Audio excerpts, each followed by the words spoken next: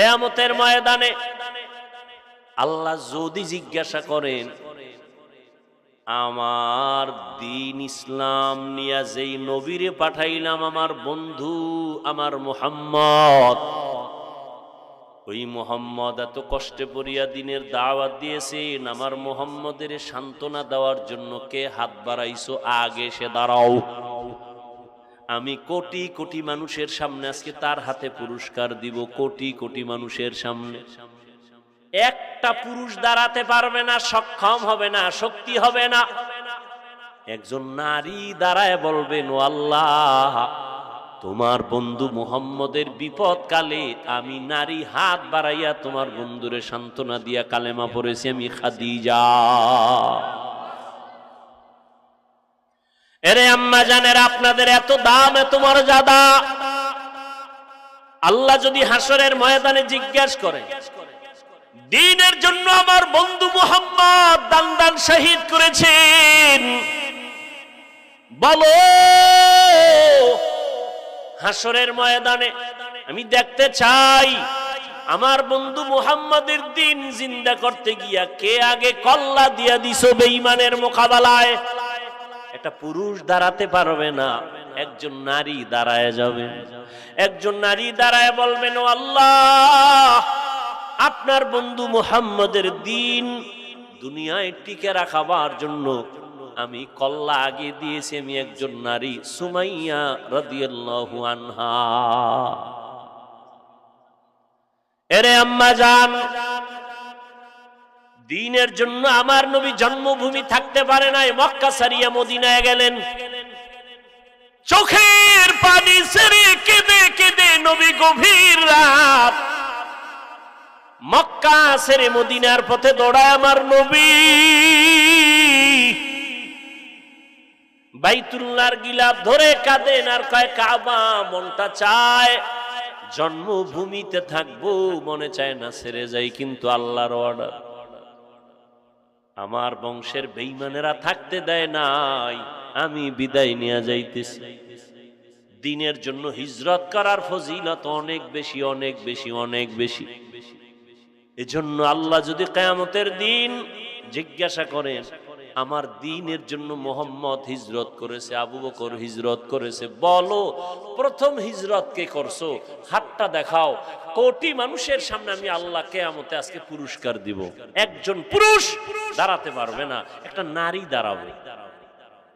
সুবহানাল্লাহ। না, একজন নারী দাঁড়ায় বলবেন, হে আল্লাহ, তোমার বন্ধু মুহাম্মদের দ্বীন ইসলামের ঝান্ডা উঁচু রাখার জন্য আমি আমার জন্মভূমি ত্যাগ করে হিজরত করেছি। একমাত্র প্রথম করনেওয়ালা আমি একজন নারী, রুকাইয়া রাদিয়াল্লাহু আনহা, আমি মুহাম্মদের কন্যা।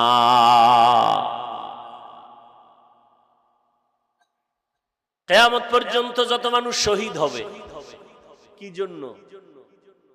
আওয়ামী লীগকে ক্ষমতায় বসানোর জন্য শহীদ, বিএনপিকে ক্ষমতায় নেওয়ার জন্য শহীদ, অমুক নেতারে চেয়ারে বসাবার জন্য শহীদ। হ্যাঁ, আল্লাহর দ্বীন দুনিয়াতে বাস্তবায়ন করার জন্য শহীদ হয়েছে। কিয়ামত পর্যন্ত যত মানুষ শহীদ হবে, ছাত্র জনতার আন্দোলনে শাহাদাতের পেয়ালা পান করেছেন মুগ্ধ আমার ভাই, আবু সাইদ আমার ভাই সহ যারা শাহাদাত বরণ করেছেন, এরা যত সওয়াবের অধিকারী হবেন। প্রথম যিনি শহীদ হয়েছেন তার আমল নামে একটা সওয়াব সবার পক্ষ থেকে চলে যাবে। যাদেরকে বলা হয় কোরআনের ভাষায় ওলি বা আউলিয়া, এদের সাথে যারা দুশমনী করবে, আল্লাহ পাক বুখারী শরীফের মধ্যে নবীকে বলেছেন, আমি তাদের সাথে যুদ্ধ করব।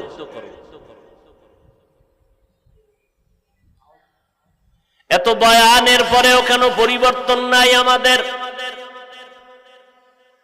মাদ্রাসা আগের থেকে বেড়ে গেছে, তাবলীগ বাড়লো, কিন্তু কই সুদের কারবার কমছে নাকি? কমছে? বেনামাজি কমছে? অনেক বেড়ে গেছে। মাদ্রাসা বাড়লো, ওয়াজ মাহফিল বাড়লো, পীর মুরিদি বাড়লো, তাবলিগ বাড়লো, মসজিদ বাড়লো, তারপরেও কিন্তু নেক আমলের রাস্তা বড় দুর্বল হয়ে গেছে। এর একমাত্র কারণ বয়ান শুনি, বয়ান করি, কিন্তু আসল আল্লাহর আযাবের ভয় আপনার আমার অন্তরে নাই। এই জন্য আল্লাহ বারবার বারবার কোরআন শরীফের মধ্যে বয়ান করেন, আমাকে ভয় করো, আমাকে ভয় করো, আমাকে ভয় করো। ইয়া আইয়ুহাল্লাযীনা আমানুত্তাকুল্লাহ, ও মুমিন।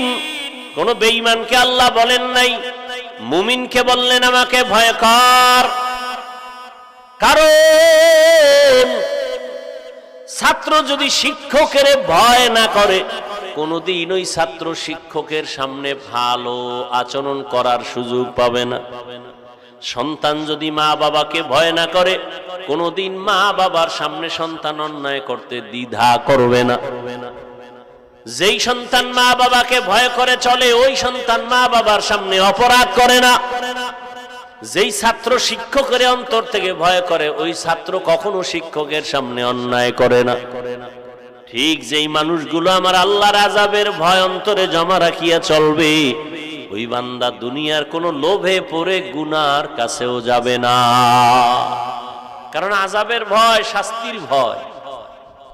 হ্যাঁ, আপনি এত বয়ান জানেন, শুনেন, অথচ আপনি আজকে ফজর পড়েন নাই, জোহর পড়েন নাই, আসর পড়েন নাই, মাগরিব পড়েন নাই, এশার নামাজ মাঠে হয়েছে, অনেকে নামাজ পড়েনি। আমি আল্লাহর ভয়ে টুপি ফালাইতে চাই না। আর আপনিও মুসলমান, আপনি আল্লাহর গোলাম, আপনি আখিরি নবীর উম্মত, আপনি টুপি মাথায় দিতেই চান না। আমার গলায় ছুরি লাগবে, কখনো দাড়ি কাটতে চাই না। আর আপনার পাও ধইরা বুঝানোর পর আপনি দাড়ি রাখতেই চান না। বিষয়টা কি? আপনিও মুসলমান, আমিও মুসলমান, আপনার আল্লাহ আমার আল্লাহ এক, আপনার নবী আমার নবী এক, আপনার কোরআন আমার কোরআন এক, আপনার ধর্ম আমার ধর্ম এক, আপনার কাবা আমার কাবা বলেন আলাদা। তাহলে আপনি কেন দাড়ি রাখবেন না? আমি কেন আপনাকে দাড়ির বয়ান করা লাগবে? বলেন, তাহলে আমি কি ভুলের মধ্যে আছি, নাকি আপনি সঠিক, নাকি আপনি ভুলের মধ্যে আছেন আমি সঠিক? সমাধানে আসেন তাড়াতাড়ি। যদি বলেন দাড়ির কামাই আমরা সঠিক, দলিল দেখান কোরআন হাদিস থেকে, আমিও দাড়ি কেটে ফেলবো। ঝামেলা কমায় দেন তাড়াতাড়ি। কোরআন হাদিসের দলিল চাইলাম কেন? কারণ দুনিয়াতে সব কিতাবে ভুল আছে, আমার আল্লাহর কিতাব আর হাদিসের মধ্যে কোনো ভুল নাই। আছে? থাকলে এখন কোরআন শরীফ জ্বালায় দেব, এখন দাড়ি কেটে ফেলবো, আল্লাহর বিরুদ্ধে বয়ান শুরু করবো যে আল্লাহ নাই। আমাকে সব কথার মূল পুঁজি কোরআন শরীফ। ওই কোরআন সত্য, আমাদের বয়ান সত্য। আল্লাহ আছেন সত্য, গুনাহগারেরা জাহান্নামে যাবে সত্য, নেক আমলওয়ালারা জান্নাতে যাবে তাও সত্য। বাস, আমিও মুসলমান, আপনিও মুসলমান।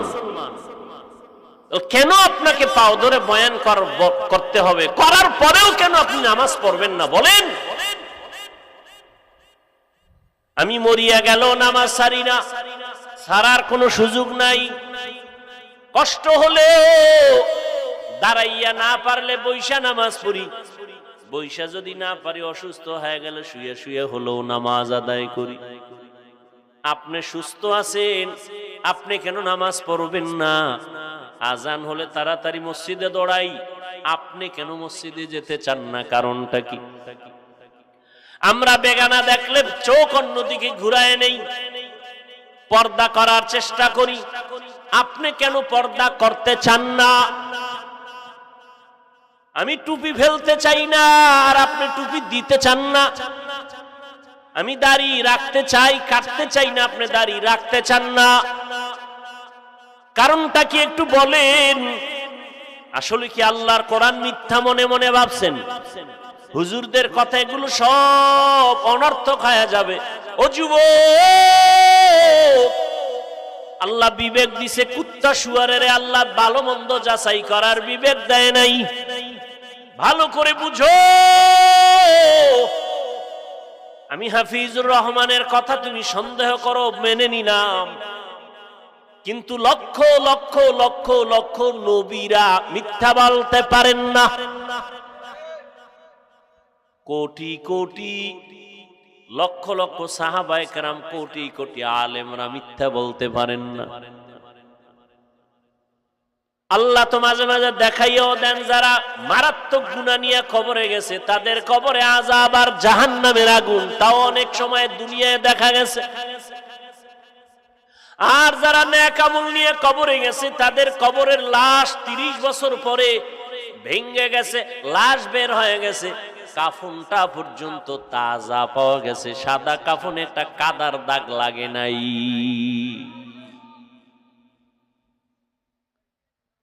ও আল্লাহর বান্দারা, মাঝে মাঝে আল্লাহকে চিনো না, চিনার জন্য, আল্লাহর ভয় অন্তরে রাখার জন্য পঙ্গু হসপিটালে যাইও। কোন হসপিটাল? পঙ্গু হসপিটালে যাইও। ওখানে গেলে দেখবা আল্লাহ যে একজন আছেন বুঝা যাইব। ওখানে তোমার মতো আমার মতো কত বান্দা কাঁদতেছে, কারো হাত নাই, কারো পা বাঁকা হয়ে গেছে, কারো ঘাড় বাঁকা হয়ে গেছে। আল্লাহকে দেখার জন্য বান্দা মাঝে মাঝে যাইও, দেখিও আমার মাওলা পাকের কুদরত কেমন। ও পর্দার আড়ালের আম্মা জানেরা, আপনাদের মতো কত মা এই এলাকায় খুঁজলে দেখবেন এখনো আছে, তারা পর্দা করে, 5 ওয়াক্ত নামাজ পড়ে, রাতের গভীরে তাহাজ্জুদও পড়ে। নাই? আম্মা জান, আপনি কেন পারবেন না? আপনিও মা, আম্মা জান আয়েশা রাদিয়াল্লাহু তাআলা আনহাও নবীর স্ত্রী একজন মা, আপনি তো তাদের মতোই দামি নারী। এরে আম্মা জান খাদিজা রাদিয়াল্লাহু তাআলা আনহার মতো আপনিও তো দামি একজন নারী। ইসলাম নারীর এত পরিমাণ সম্মান দিয়েছে, দুনিয়াতে কোন তন্ত্র মন্ত্র, কোন ব্যক্তি, কোন নেতা নেত্রী এত সম্মান দিতে পারে? নারীদের সম্মান দিয়েছে ইসলাম।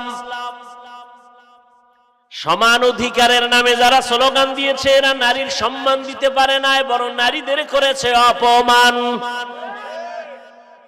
আল্লাহ নারীর মর্যাদা পুরুষের সমান দিছে না বেশি?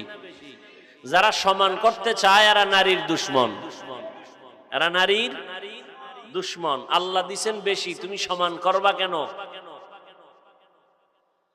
কারণ নারী সৃষ্টিগতভাবেই দুর্বল, মেধার ক্ষেত্রেও নারীরা দুর্বল, এরপরে পুরুষের থেকে নারী কষ্ট করে বেশি।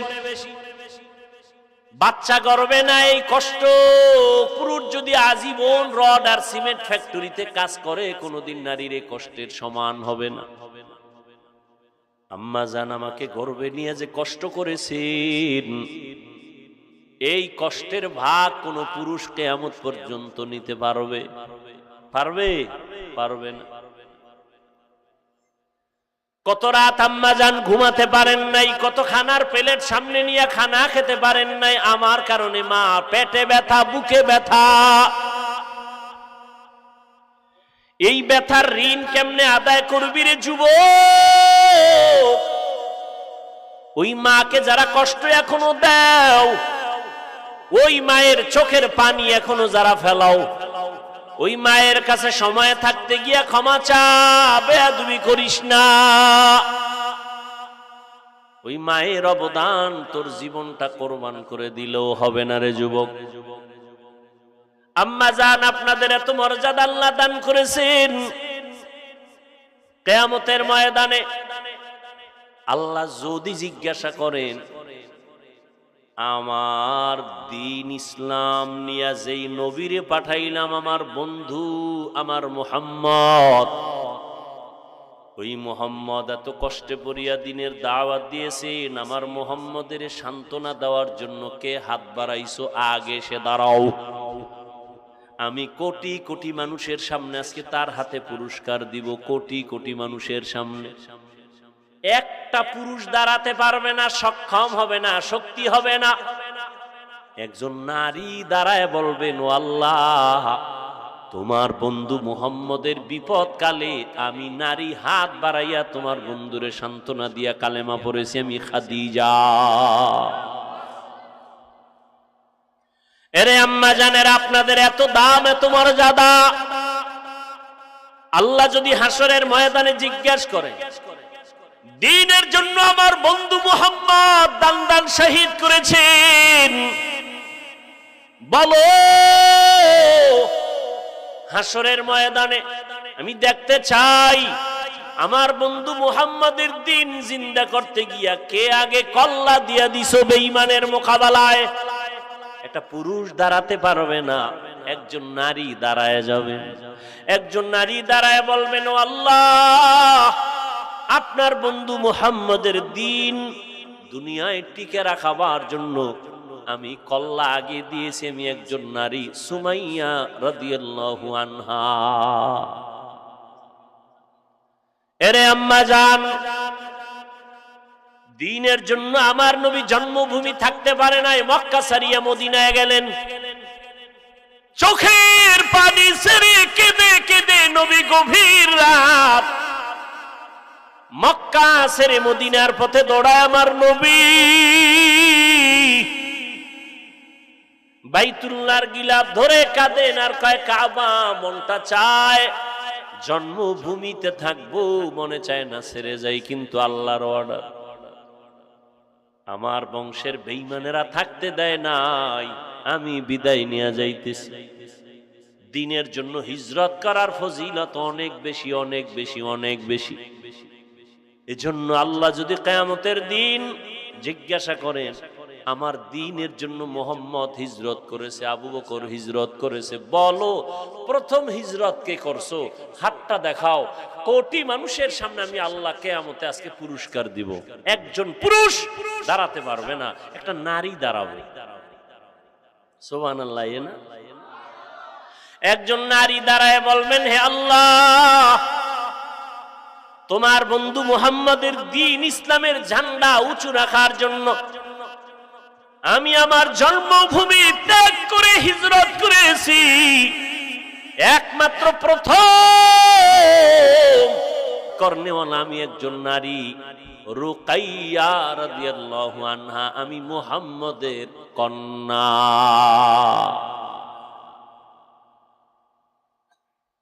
কিয়ামত পর্যন্ত যত মানুষ শহীদ হবে, কি জন্য? আওয়ামী লীগকে ক্ষমতায় বসানোর জন্য শহীদ, বিএনপি কে ক্ষমতায় নেওয়ার জন্য শহীদ, অমুক নেতারে চেয়ারে বসাবার জন্য শহীদ। হ্যাঁ, আল্লাহর দ্বীন দুনিয়াতে বাস্তবায়ন করার জন্য শহীদ হয়েছে। কিয়ামত পর্যন্ত যত মানুষ শহীদ হবে, ছাত্র জনতার আন্দোলনে শাহাদাতের পেয়ালা পান করেছেন। মুগ্ধ আমার ভাই, আবু সাইদ আমার ভাই সহ যারা শাহাদাত বরণ করেছেন, এরা যত সওয়াবের অধিকারী হবেন, প্রথম যিনি শহীদ হয়েছেন তার আমল নামায় একটা সওয়াব সবার পক্ষ থেকে চলে যাবে। কারণ প্রথম শহীদ একজন নারী, পুরুষ না নারী। নারীর মর্যাদা কমছে না বাড়ছে? কিন্তু যে সমস্ত লম্পট চরিত্রহীনেরা বলে নারীর সমান অধিকার চাই, তারা নারীর চূড়ান্ত দুশমন। এরে আম্মা জানেরা, আপনারা এত মর্যাদা কেন জানেননি? সারা রাতেই বয়ান করলে কি শেষ হবে? আপনাদের নামে আল্লাহ কোরআন শরীফে সূরা নাজিল করছেন, কি সূরা নিসা আছে না নাই? এই যারা বিয়ার পাগল, বিয়ে হয় না, এত মাইয়া কয় বউ ভাই না, দুনিয়ার আকাম করলে ভাবি কেমনে আসলটাও আরবি। এই যারা চরিত্র নষ্ট করে অন্য সব চরিত্রের নারীদের উপরে চরিত্রের কালিমা লিপন করেছো, তোর কপালে ভালো বউ নাই, আছে জল্লাদ। হাসিস না, কথাটা খুব কঠিন, টের পাবি সময় মতো। ভালো একটা বউ না পাইলে আর সে গলায় ফাঁসি দিয়ে মরা ভালো। তো বউ পাবি না কেন? আল্লাহ তো রাখছে, পাবি না কেন? ওই যে আকাম করতেছো মোবাইলে, এজন্য আল্লাহ বেজার হয়ে যাইতেছে।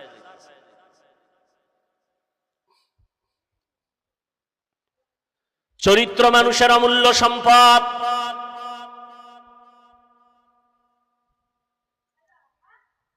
এরে আল্লাহর গোলাম,